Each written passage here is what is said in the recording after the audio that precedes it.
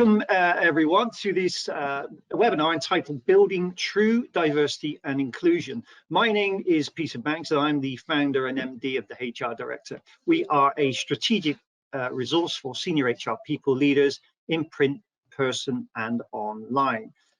Delighted today to partner with Eightfold, a leading AI talent intelligence platform. In this webinar, we will explore just why diversity and inclusion has become a top priority for organizations to enable them to recruit, keep the talent they need to be leaders in their industries. Leaders in talent acquisition and talent management have learned that D&I is more than the service level commitment. Successful programs involve a reimagining of the step of recruiting, employment and the employee journey to create experiences that attract and retain the best talent. So let's get underway and introduce you to our panel today. So joining us today is Rahal Dhatariya, who is the Senior Director, Global HR Technology, People Analytics and HR Shared Services at Tata Communications. Good morning, Rahal. Good morning, Peter.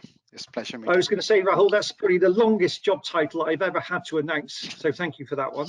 And Ashish as well, Ashish Mediratta, who is the Principal Talent Transformation at Eightfold. So hi, Ashish.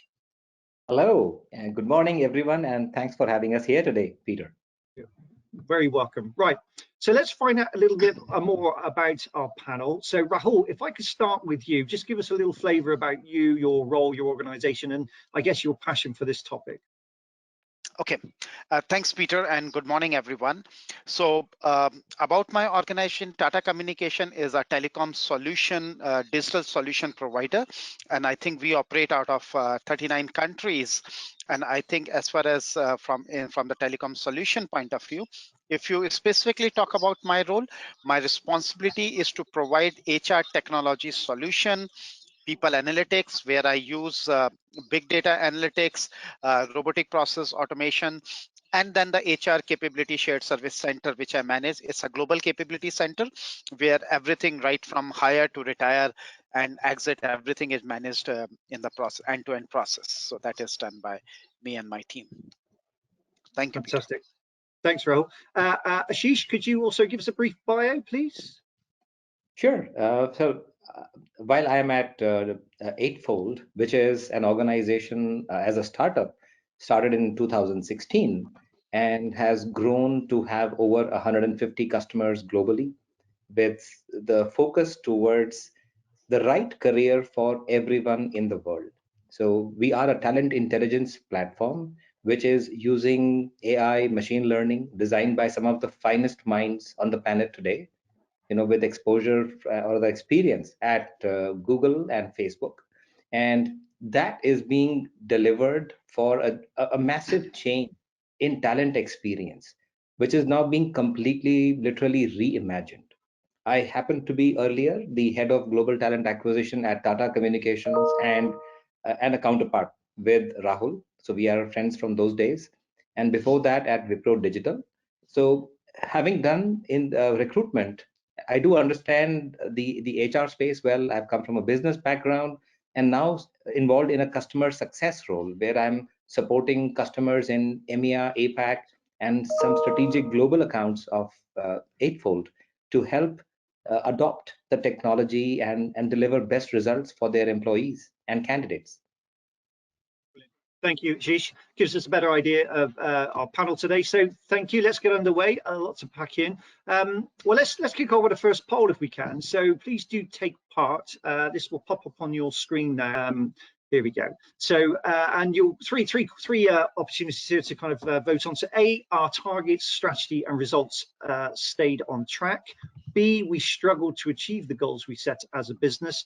And or C, we exceeded the DE and I goal set by the business. So just really have a look at that and just give us a flavor of how it's impacted you and ultimately around those DE and I goals.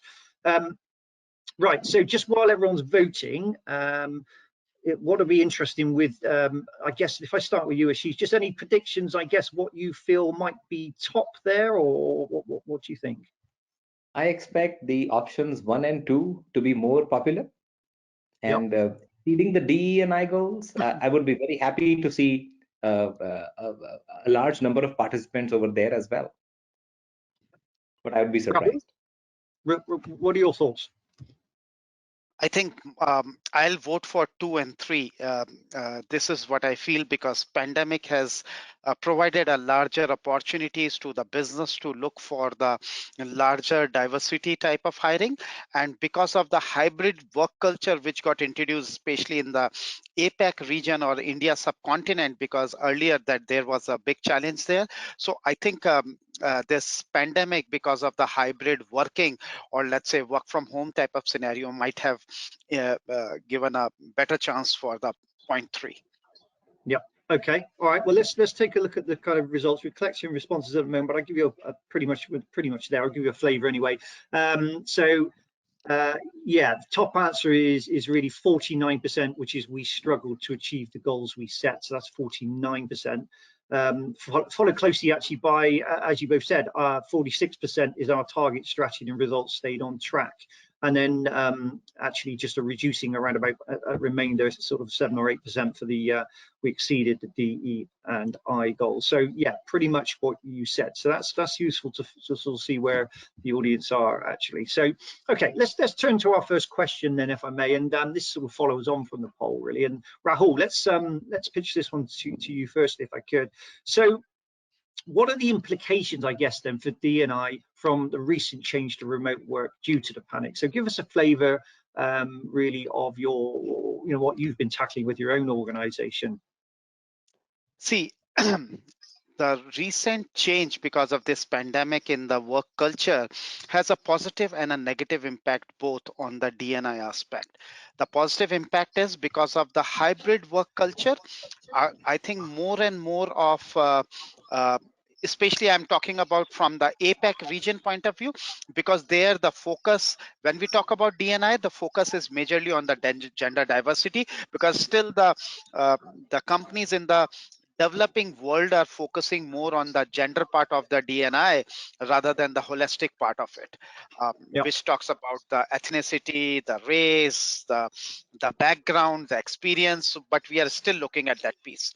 So I think if I just look at from that point of view, then I think the hybrid work culture has given the more opportunity to hire the diversified, from the gender point of view, diversified workforce. However, the flip side of the coin is, because this hybrid of work from home has also blurred the boundary between the personal and the professional life, which has created more stress in the work environment, because of which I can see a lot of attrition from the gender diversity point of view. So that is one aspect which I was talking about from the gender diversity point of view. The second shift which I have seen from the hiring point of view, recently I have seen a lot of people have started hiring people with a diversified background. When I say diversified background, it is more about diversified experience. It is more about diversified, you can say, ethnicity backgrounds. The reason being because earlier, let's say if you are in a telecom industry, you used to prefer to hire people from the telecom only.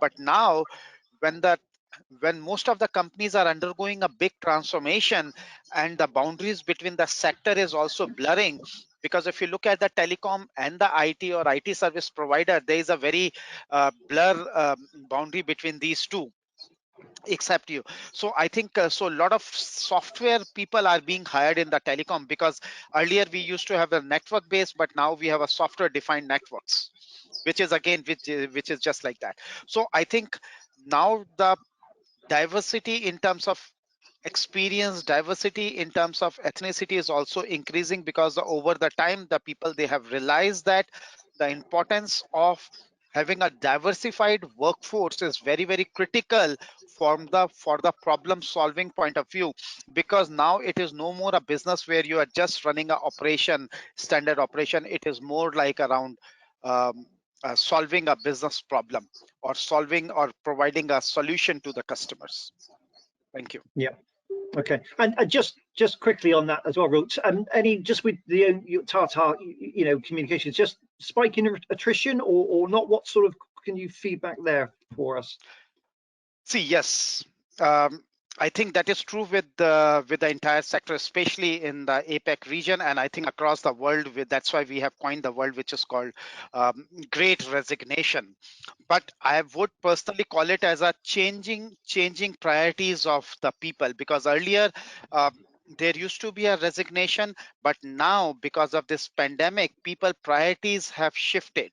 Mm. Now they have started balancing between the personal and the professional life, and they have started giving more weightage to the personal side of the life rather than just running behind the job. So I think the priorities have shifting.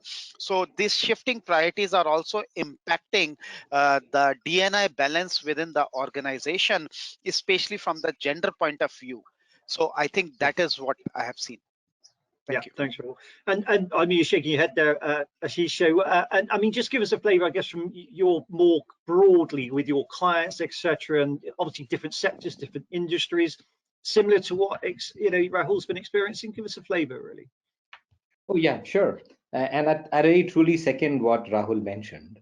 See, from what we have seen across the industries, whether it is mining, healthcare, finance, insurance, banking, telecom, software, what we have noticed is that the priority maybe a year and a half back was more towards managing the pandemic. Now, in the post-pandemic scenario, where the numbers are reducing from that COVID perspective, what we are finding out is that you have the great unemployment, you got the great resignation, and you got the massive hiring. All three of them happening simultaneously. And to be honest, I have never seen this kind of a scenario where, well, almost 40%, let me put it this way, 19 million people have left their jobs from April till now in the US alone. And 40% of those didn't have a job in hand when they decided to move on. So this goes to say a lot that what COVID has achieved is it has opened minds up. It has opened the minds of employees of a company, that they look at a career very holistically now, and not just as a job that they go to every day. They realize the importance of work life. They realize the importance of building their own careers, building their own profile, learning new technologies, new skills, and they want to get prepared for the future. So this kind of a very dramatic change has happened, and I would say a significant impact of this, because as schools shut down, as childcare facilities closed down, a lot of millions of children were kind of forced back into their homes, and that would have meant a great many number of women would have had to sacrifice their career and come back to managing their home. Now, with this change, or rather the great, I would say, surge in hiring, there is a massive opportunity for talent acquisition teams all over the world to target that pool of population which is at home, right? Professionals, smart, qualified individuals who should be in the workforce, right? Now that we all of us know that work from home is here to stay, the talent pool has now simply multiplied several fold, right? And it's a tremendous opportunity. So inclusion and finding out different ways of working, and getting these people to come in and join us, whether as contractuals or as gig, I mean, the opportunity is tremendous. That's the way we see it right now. I mean, lots of people, yeah, a reset. It's been a bit of a reset for many, isn't it? And looking at different opportunities, different kind of, and we'll tackle some of that in a minute, different career choices, everything. So, okay, so let's move on a little bit. So, Rahul, let's drill down a little bit to sort of understand, I guess as an organization, how you're addressing D&I today. So, what is your strategy going forward, through post these times? So I think Um, again, I'll go back to my experience because I manage the global um, role. So I think I'll focus more on the APAC region, and then I'll shift Yep. to the West world. So I think because the DNI strategies varies as we move from developing countries to the developed countries, because the focus of the DNI also shifts. So if you talk about in India, our focus is majorly on the gender diversity, which is the major area. And I think to achieve those targets, we are basically addressing this right from the hiring funnel to the culture part of it. Let me start with the hiring funnel first. In the hiring funnel, earlier we have realized that there was some level of bias which was happening at the hiring level whenever the people used to look at the resumes, because still in the APEC region, people still prefer, which is more of a biased mindset they still have when they go for the hiring, and also this is impacting the DNI balance in any of the organization. So what we did was we basically used the technology to solve this. And the technology which we used was basically we partnered with the Eightfold, and at the first go, when the resume is coming to the hiring managers, those resumes are masked with any of the gender related identifications. So that is called the mask resume. So you're not able to identify basis any of the references about the gender. So it's Yep. a neutral resume which you get. The managers basically then they shortlist the resumes. Once they shortlist and they get into the first level of interviews, that is where the whole profiles get exposed. That is one part of it, and it has definitely resulted us in increasing our uh, or filling our gender gap. That is one part of it. Second thing which I have seen is more of a diversity which I have seen in the hiring process, which is more related to the uh, diversified workforce from the experience point of view also, and from the race and the ethnicity point of view also. Because earlier it was more, as I told you, telecom means we have to hire somebody from the telecom, Yeah. but here the profile has been expanded. And I think, as Ashish rightly mentioned, because of the gig workforce is also available right now for your project, so it doesn't matter. The whole work experience has become a boundaryless right now. So it doesn't matter whom you are hiring. In my team, where I work extensively on a high-end technologies, I have recently hired two of the one artificial intelligence engineer and one Power BI expert. From one is from the East Europe and another is from the Europe. We just interact virtually, and that's perfectly fine with us because it has opened up the boundary and we can basically cater to the larger workforce and do that. And I'm seeing the same trend. So what we do is whenever there is such type of requirement, we have tie up with a portal which is called Upwork, which gives you the access to the larger pool of gig workers and whom you can hire and you can basically do. So this helps you to manage not only the diversity within your team, but also manage the cost. Instead of hiring directly and then keeping full time, if your project is short, then you can manage this way. Second is also on the culture part of it. And I think in Tata Communication, we are lucky enough to introduce work from home since 2016. It's not only COVID, but since 2016, we have work from home type of policy. But now, although we have introduced that, but still the managers, because I am also one of the managers, the mindset of the managers were almost like working in office. However, because of this pandemic, I have seen that shift in the manager mindset also. Now they are not actually looking at working from office. They are now looking at only the work part of it. Office has become irrelevant to them. Only the deliverables they are worried at, whether you're working from office, home, hill station, it is irrespective. So I think I have seen that shift in the mindset, which is definitely helping the organization to improve the culture and to make the culture also more diversified. Because see, it is not only the hiring of the diversified workforce, but you need to give them that conducive environment also, that conducive culture also, that comfort also, that security also. Here you are not being looked upon every time if you're working from different locations, or let's say if you are in a different time zone, like that. So I think it has given a lot of flexibility also. So there is a flexibility I have seen in terms of timing also. Let's say my manager is based out of US, so I work in a different time zone so that I can coordinate and work with him.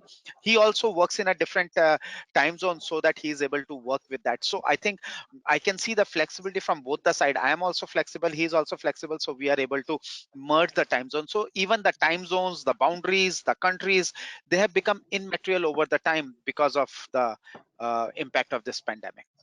Thank you. Yeah, that's real. And I think you know, listen, this is evolving, isn't it? You know, I think that's the key thing here. This is all the unknown, is a huge change, and we're trying to work out the best way forward, you know, as we go. Ashish, then coming to you, really. You know, I guess who's doing this well? You know, obviously you were working with Tata, but you know, are there any gold standards where organisations are really succeeding? And I guess if so, why? You know, what are those kind of key nuggets? Yeah, sure. So I could quote a few names. In fact, Tata Comms would definitely be one among them. And I know that the organization is rated like among the top 3 within the entire Tata group in terms of the diversity they've been able to achieve. And I could quote Conagra as one of Eightfold's customers who have received 47% more diverse applicants. And the way they are leveraging 3 things, I would say: technology, their processes, and policies. Right? I would say that to be known as a diversity favoring organization, you have to look at all the 3 aspects of you know, giving that experience to employees, that they truly believe that you believe in diversity. Right? So let me give an example. How we can use, for example, technology is by looking at data at a very, very, very granular level. Most companies are doing recruitment marketing, right? You would love to know which way is my which channels are working well for me, right? And what are the sources which are delivering the best of results. So if you look at that data at a very granular level, you can actually use those marketing campaigns to attract more and more diverse talent, right? End of the day, what we are actually also saying is that we are not lowering the bar to accommodate diversity, to be very candid, right? What we are doing is making sure that there is a diverse pool available to the business managers to make the right selections, hire the best person for the job, especially now that the geographies have simply exploded, right? So this is one part on the technology. On Tata Comms, I distinctly remember there used to be a policy called as LEAP. It was Life Events Assistance Program. On that, what used to happen was that the company would look at data again very closely, and Rahul and team were really closely involved in that as well, and figure out what are those inflection points where people tend to move away from a job, right? And they found that those critical life events, so suppose somebody is getting married or someone having a baby, right? Those certain points are there where attrition tends to spike up. So what can the organization to do to help mitigate, you know, the employee experience in those situations? So a whole lot was done. And I'll quote a very recent example from a senior you know, customer representative who was on a call. He was coming back from a paternity leave, and people were saying, oh well, you welcome back, you had a great time, you had a good vacation. He says, vacation? I thought I was having actually a leave to attend to my home. And now I really sincerely realize, and my hat goes off to women in general, and my wife in particular. What do they have to go through in raising a small kid, small baby? So that human experience is something that organizations, if they delve upon and they show it to their prospective candidates, and they show it to their employees, right? Employees will become your ambassadors and get that message across the world. That's how I feel these things can be achieved. I think you put it very well. I think equally, yeah, this human experience which we've all gone through this kind of pandemic, you know, it's been very raw, isn't it? We've seen it in the lives of other people, so it's kind of, yeah, it's made that much more real, I think, which has been good. So okay, and then I like those numbers as well. I think it's good to understand, you know, with you know, what the measurements are and where people are succeeding, and trying to put some numbers on things. And going back to data, I think we're all, HR and people leaders, are getting the data is absolutely critical as we go forward, and I'm really trying to, you know, to not just get data for data's sake. It's about asking the right questions initially and looking at those predictive trends. So really good. Okay. Listen, any questions while we're talking here? If you've got any questions, please use the Q&A section on the side, and then we'll bring those in and ask our panel as we go. So we'd love to hear from you, so please do ask them. Okay, so let's kind of look at skills then, really. So it's Ashish, if I come back to you again. So does a focus on skills now change your outcomes and approach? Now, obviously, I gather we're referring to, shortage of skills, the talent war for talent, etc. So what do you feel in terms of this challenge and does it really change that approach? Oh, yeah. I think we see absolutely a tectonic shift in terms of focus on skills. CHROs and their talent management teams are extremely focused today to find out what are the skills, first of all, within the organization, right? Before we start looking for talent outside, what can we do to nurture talent within? So this is I would say, a huge focus that we are seeing across a whole lot of large and small corporates and across the world, across industries, right? And based on that, once they have the granular data available, they are actually incorporating this into their overall HR strategy on uh, on their talent development, right? So how can you become predictive in terms of your, let's say, hiring requirements, and literally make a factory within the organization to upskill your talent, right? The stage is now that customers and companies are using AI to show skill gaps to employees for some preferred roles that they may have. And based on those skill gaps, the training programs can actually be recommended to employees. So it's like a self-help platform being given to them. And I'm sure we'll ask Rahul to talk about this in detail. I know he's very passionate about this topic. With that self-help given to employees, you are suddenly, opening the doors for them to simply, expand their wings. They can get skilled, further towards a role that is one level up, or they could do some lateral movements. So a person from sales could join recruitment, and from recruitment can go into procurement, because skills are getting more and more fungible, and the businesses and business HR leaders are now realizing that skills can be used across the platform. And that's where I guess AI is becoming extremely useful to them to bubble up such profiles, such candidates internally, and of course externally, to recruiters and hiring managers, right? Besides showing relevant job recommendations to employees internally, so they can look for alternate roles within the company that they may have never ever thought of. And that suddenly changes the entire canvas on skills. Yeah. Rahul, so let's hear this passion then. So, what have you been experiencing at Tata? Come on, tell us about your own approach. See, I'll again go back to the same pandemic situation, and the pandemic has forced a lot of businesses to transform themselves. And with this advent of this transformation into the business, the new skill requirement has come up. And now, if you look at, and I think it's been around 2.5, 3 years, the lifespan of any skill has also reduced by 50%. Earlier, it used to be around 5 years. If you acquired a skill on an average 5 years, it is good to have that. But now the skills have also shifting very, very rapidly.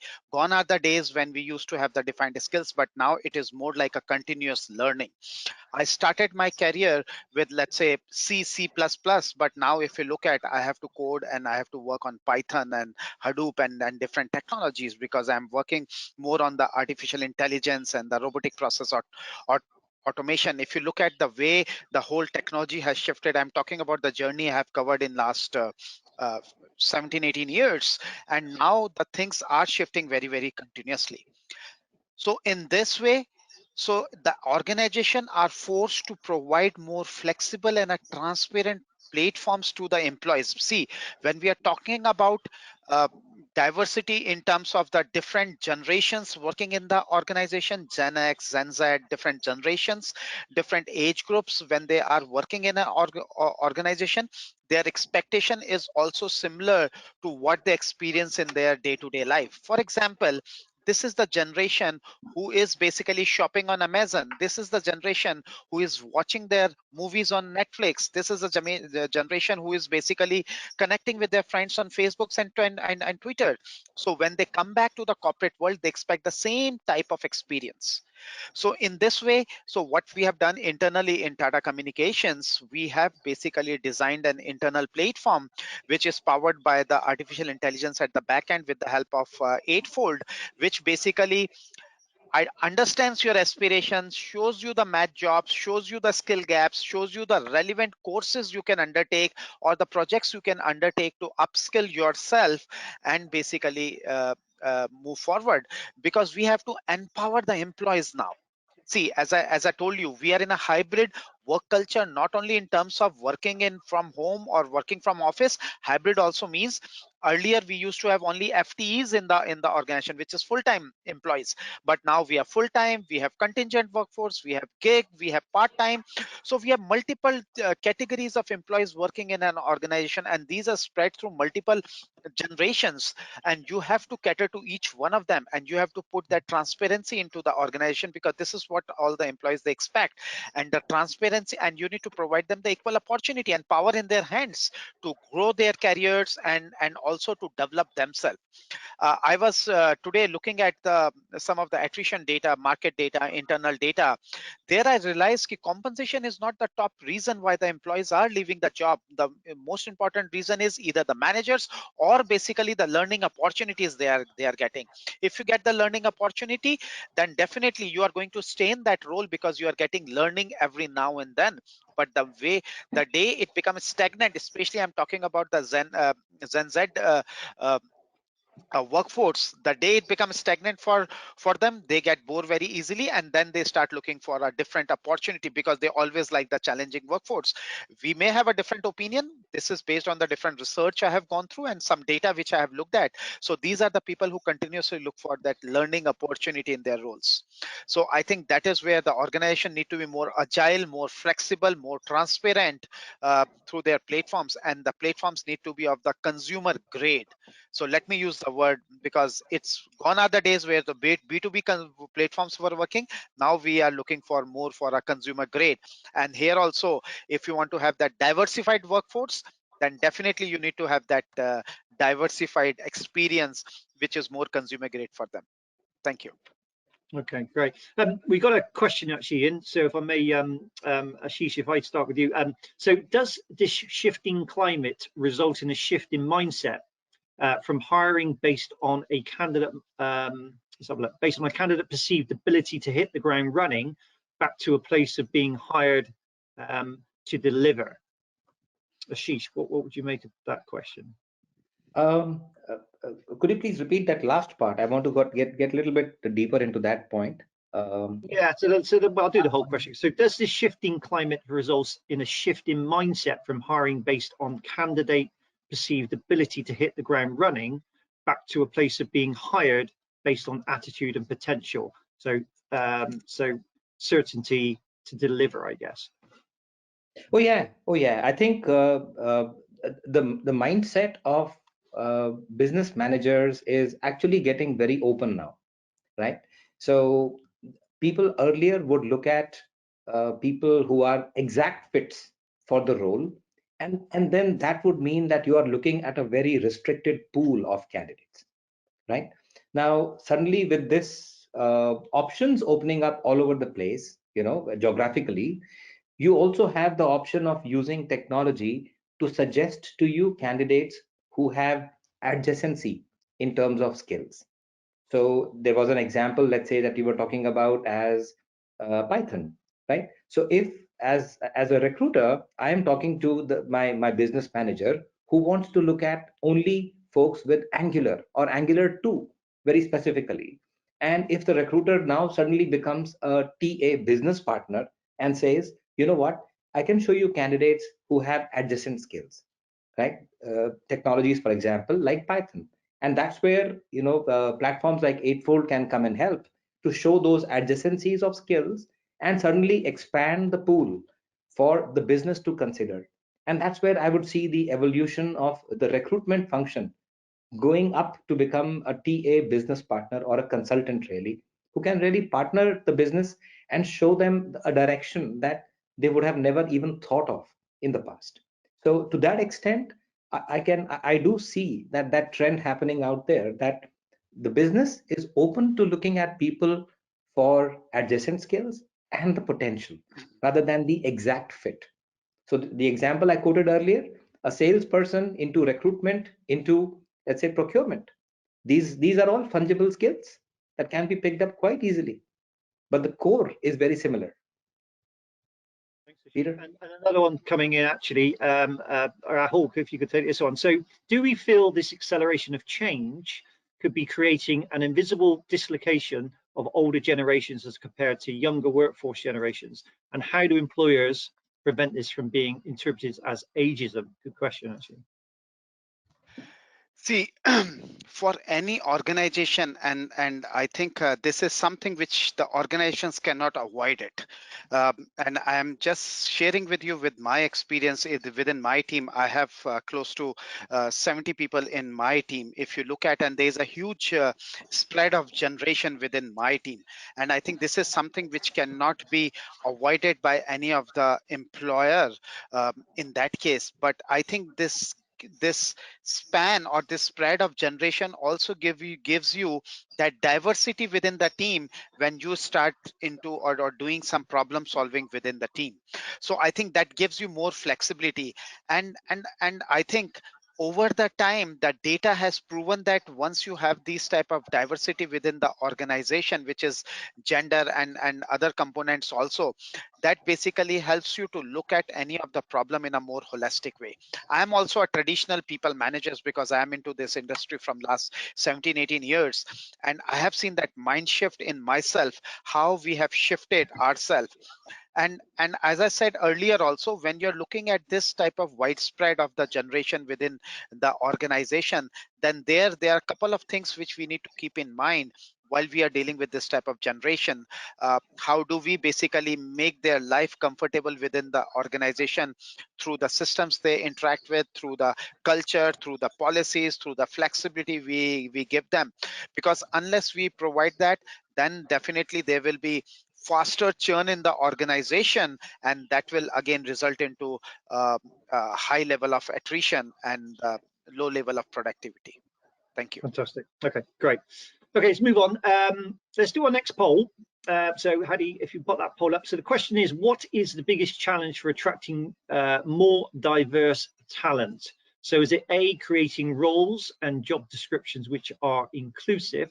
Is it B, how to identify and target a more diverse talent pool? Or is it C, progressing diverse talent through the interview process? So again, if you could have a go at the poll, and let's see what the audience makes of that one. Again, let's come back to you just while we're waiting for that one. Any thoughts, Ashish? What do we think there is going to be quite high? I would think this time that perhaps point numbers 2 and 3 would be very popular. Okay. Not that okay. number 1 is not important. I expect 2 and 3 to be more popular. Okay. Rahul? See, if you look at the complete diversity portfolio, then I think all three of them are equally important. Because job description is something which is first thing any applicant interacts with. And I think from there, you need to provide that level of comfort to them when they are going through the job description, and the job description should not be biased and should be more inclusive. So that is the first level. Second, I think the diversified talent pool, as I talked about, gig economy, contractual, there's a huge talent pool which is available to us. So I think we need to dig into each of the talent pool and provide them. Very, very important is the interview process and how you are basically having that diversity, because I have seen also, and personally and through the data, where I have seen the biasing also happened at the interview level if you don't have a diversified interview panels in there. So Okay, for me, great. all three of them are equally important. Yeah.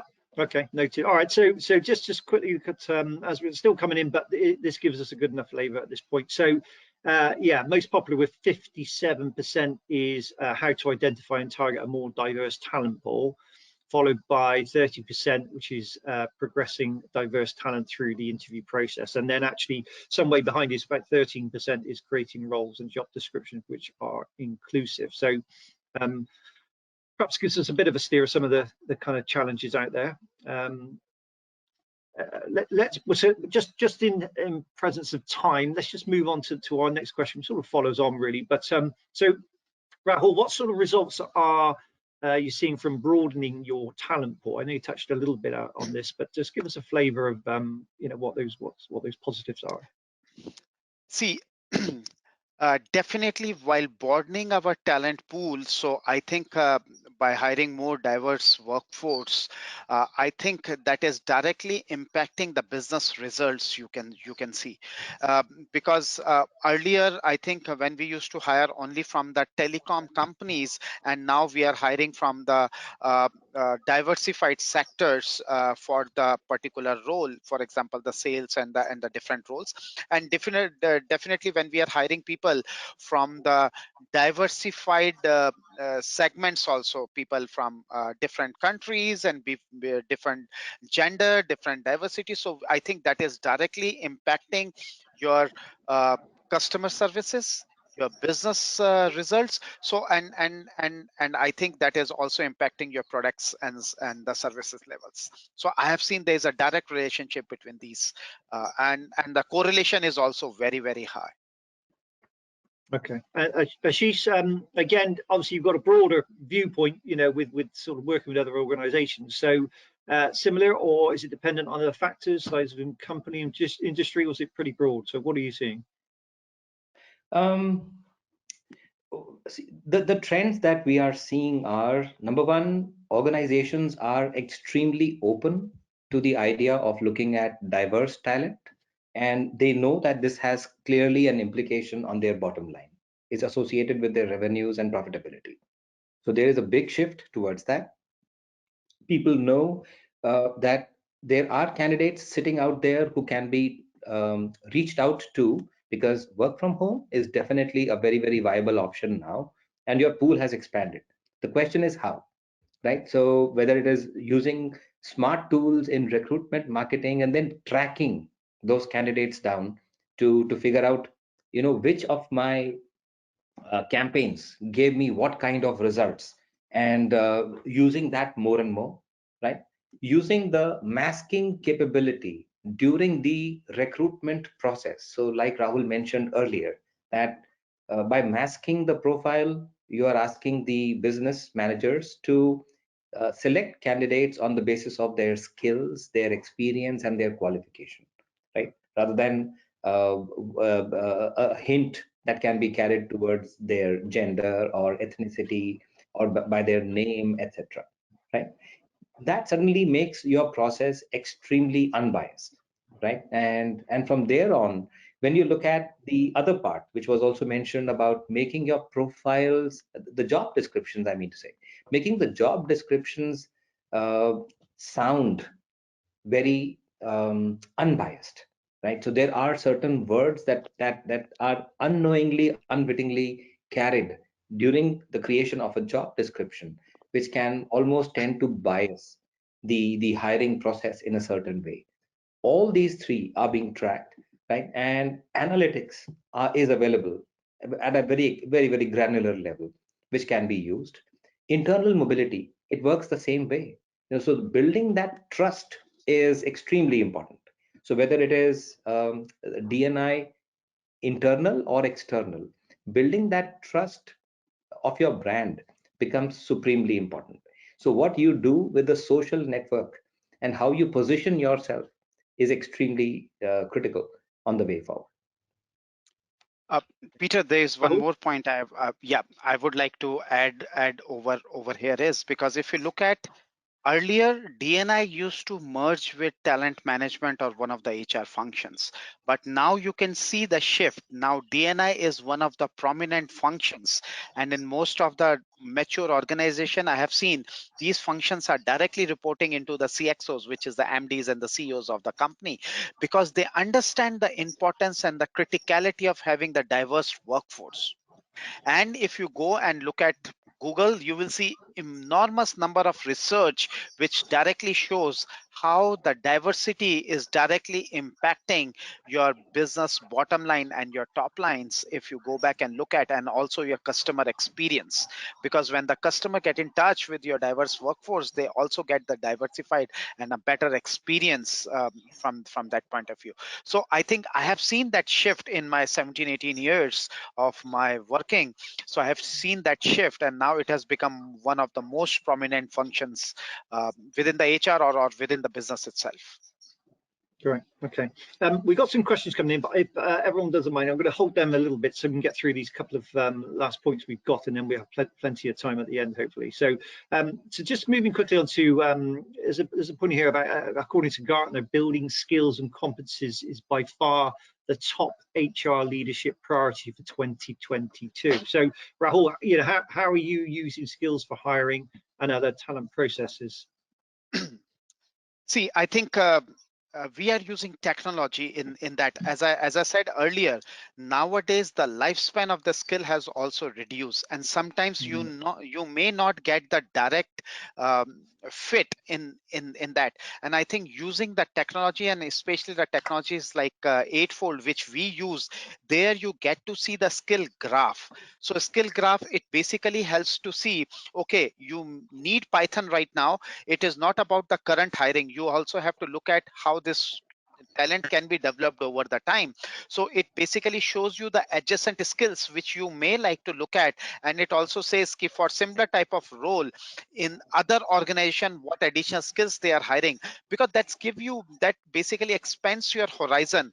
With this type of technology platform, that expands your horizon and you see the larger picture. Because see, not every organization can be perfect at looking at the future skill requirements they may have, but with the technology platform which has more market data feed into it, and that can show you how the roles are evolving, how the skills are evolving, and what other organizations are hiring for the similar type of role, that gives a lot of intelligence to the hiring managers, and basically also empowers the hiring managers to basically go for it. Second point is, sometimes because see, it depends upon how well you write the job descriptions. Okay, and not everybody is good at writing the job descriptions. Same is the case with me. I'm not very good at writing the job descriptions. So what I generally do is, whenever there's a technology level hiring in my team, I generally look at the profile, I interview, and if I like the profile, I use the profile to search for the similar profiles. And I think with the technology available in the platforms like Eightfold, and I think that gives you more flexibility. You may not be good at writing the job descriptions, but if you liked any profile, and let's say if I have a sample profile available in my team, I want to hire somebody like this, or let's say if I want to get more different type of whom I have interviewed, like, then I can basically look for the similar profile. I may not be good at that writing the job description. So I think that's perfectly fine. So the platforms, in nowadays the platforms give you more diversity, and it gives you more empowerment to the hiring managers. Earlier what we used to do, okay, we need somebody, we used to go to the talent acquisition team, and the talent acquisition team used to source for us, and they used to send a 15, 20, 30 resumes, which was definitely a waste of time for the hiring managers like us. But now the hiring managers can go and do the job themselves, and I think it is making them more proactive and saving their time also. So I think that technology has shifted the entire talent acquisition part also drastically, and now the hiring managers are more empowered to hire, and they are also getting the visibility of how the skills are basically maturing in the market. What are the different type of skills people are looking at? So I think it is exposing more and giving more intelligence to the hiring managers. Thank you. Okay, and fantastic. And Ashish, you know, again, without me going too much, you'll just give us some points on the same question, really. Oh yeah. So I'll just go quickly piggybacking on some of the points that Rahul mentioned. What we are finding out is that talent management heads and CHROs want to know about skills of their employees.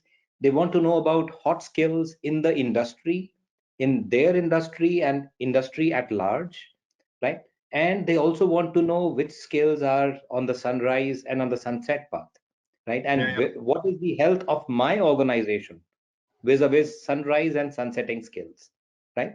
What do I have excess of and what do I have deficiency of, right?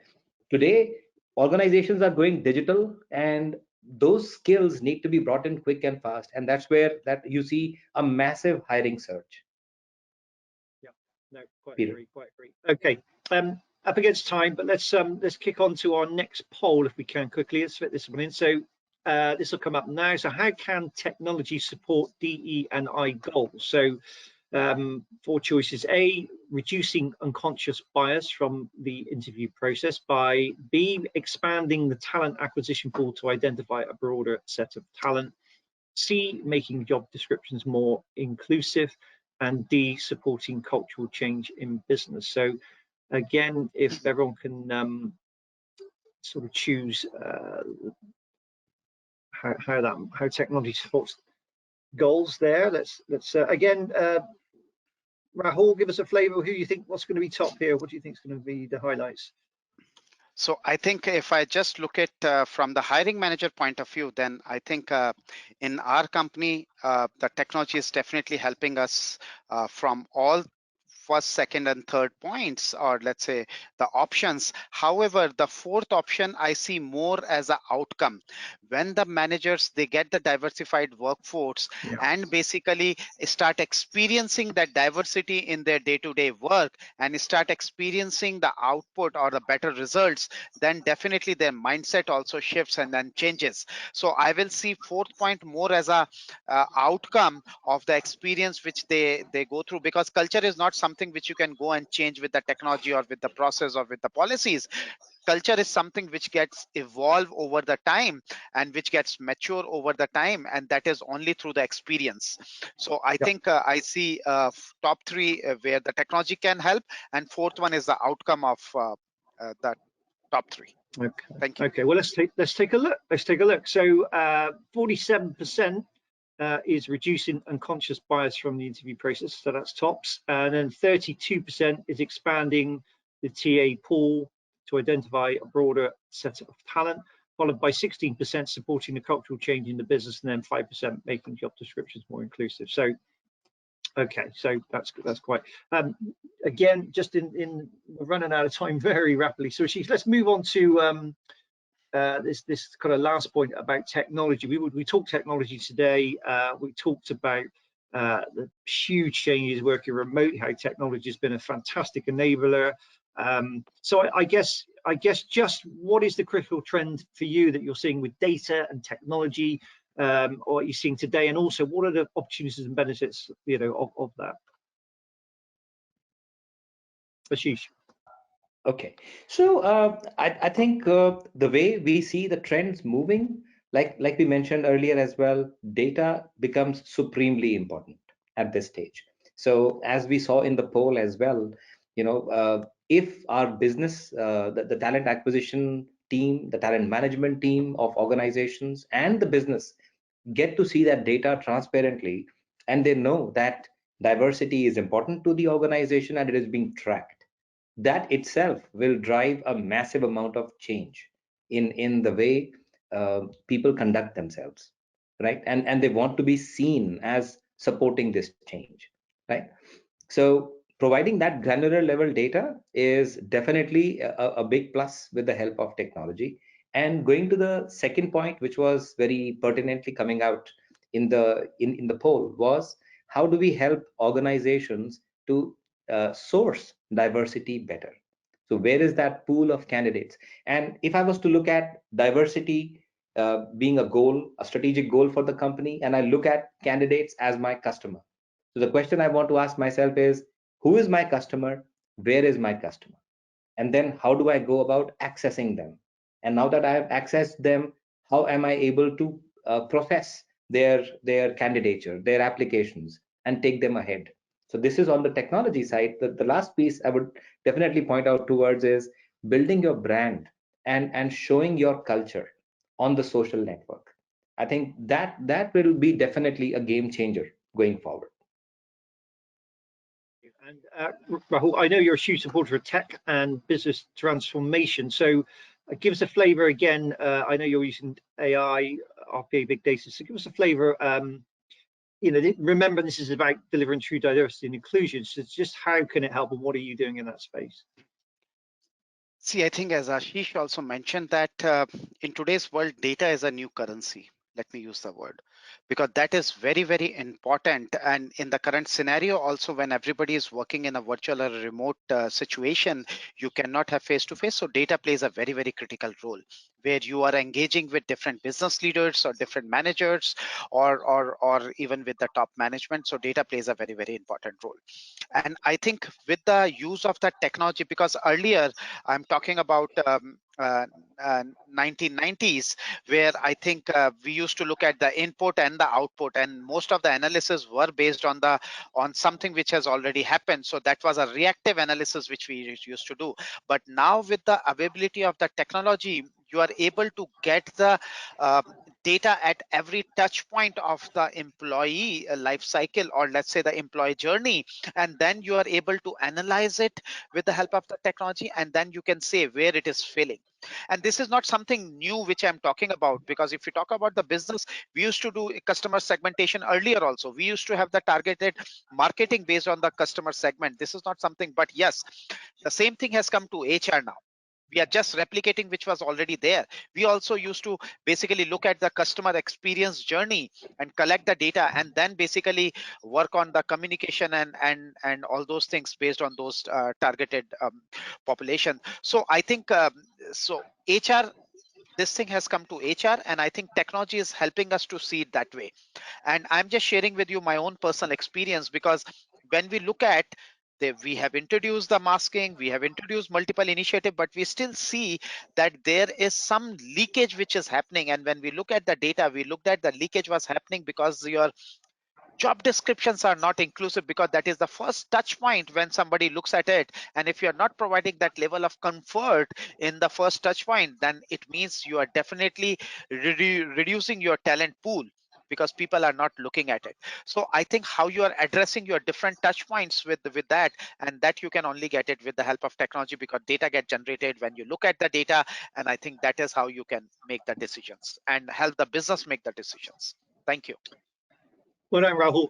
Breakneck speed. Well done. That was fantastic. And then just a final poll quickly, then let's see if we can squeeze this one in. So where is your organization in considering AI as part of the technology strategy for HR? We extensively deploy AI. We deploy AI for a few uses. We deploy AI within the next year. We have considered AI, but not purchased AI as yet. We have not considered AI. So just an interesting one there, just to see where people are in the whole kind of AR journey, really.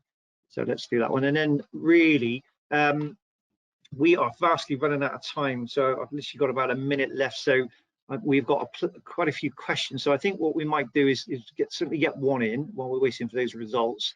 And then we might need to come back to everyone after at this rate. So let's see quickly a question here. So do recruitment teams see their role as including supporting diverse candidates during the interviewing process?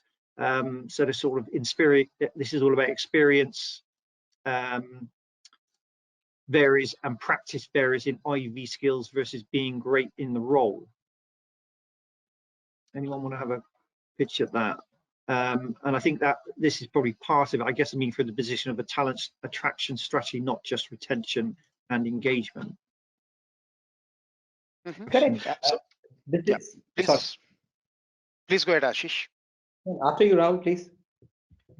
Okay, so if you look at the in talent acquisition, and again I will say now the things have shifted in the talent acquisition with the advent of the new technology, because earlier they used to have one size fit all approach, but now there is a shift in the talent acquisition also. When they are basically hiring a diversified workforce, they are also learning how to deal with these type of diversified workforce and how to attract them.